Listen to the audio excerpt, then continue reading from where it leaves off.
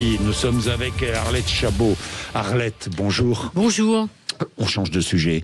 L'État, la France, pourrait reconnaître l'État palestinien dès le mois de juin. Annonce d'Emmanuel Macron. Si le président de la République franchit ce pas, ce sera un choix qu'on peut qualifier d'historique. Il était très ému, à la suite de sa visite à la frontière avec Gaza, dans les camps de réfugiés. Enfin, pas dans les camps de réfugiés, mais avec les organisations qui aident les hôpitaux réfugiés. à Rafah, égyptiens, où sont soignés, effectivement...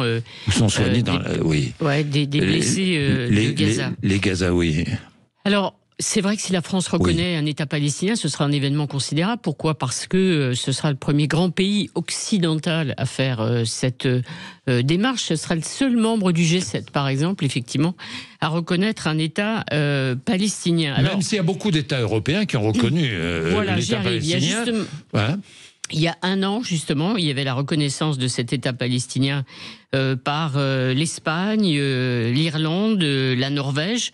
La Suède l'avait déjà fait, la Slovénie aussi. À l'époque, on avait interrogé Emmanuel Macron qui avait dit qu'il réfléchissait à cette hypothèse, évidemment, et qu'il ferait de même lorsque ce serait utile. Apparemment, le président de la République pense aujourd'hui que ce sera utile. Pourquoi ? Parce que la situation sur place est totalement bloquée, on le sait. Le cessez-le-feu est interrompu et rompu. Israël a repris des opérations militaires et la libération des otages est stoppée. Netanyahou, on le sait, et Trump sont sur la même ligne. Pas question de créer un État palestinien. C'est le refus.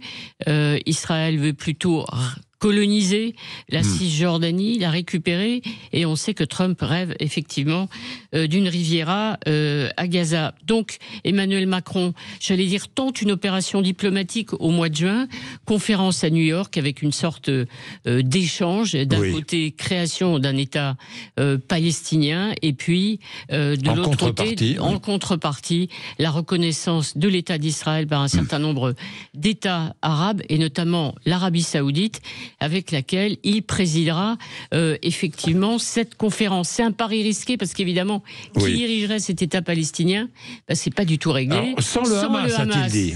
A-t-il dit. Donc on voit bien que c'est pas évident quand on sait que le problème de l'autorité, si j'ose dire, palestinienne est posée, parce que l'autorité palestinienne est plus qu'affaiblie, c'est le moins qu'on puisse dire. Bien, évidemment, ça fait réagir en France.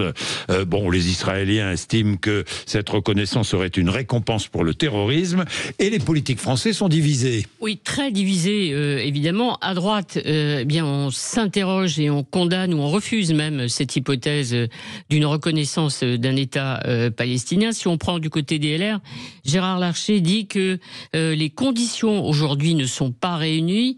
Refus total de la part du RN qui parle d'un cadeau qui serait fait aux terroristes du Hamas. Position du gouvernement israélien. Le soutien, il vient de la gauche. C'est assez logique quand on pense que la solution des deux États, on le sait, avait été présenté par François Mitterrand devant la Knesset, le Parlement israélien.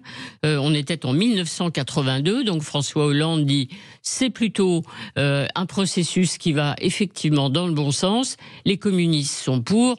Quant à la France insoumise, évidemment, elle triomphe. Elle considère qu'enfin Emmanuel Macron rejoint ses positions.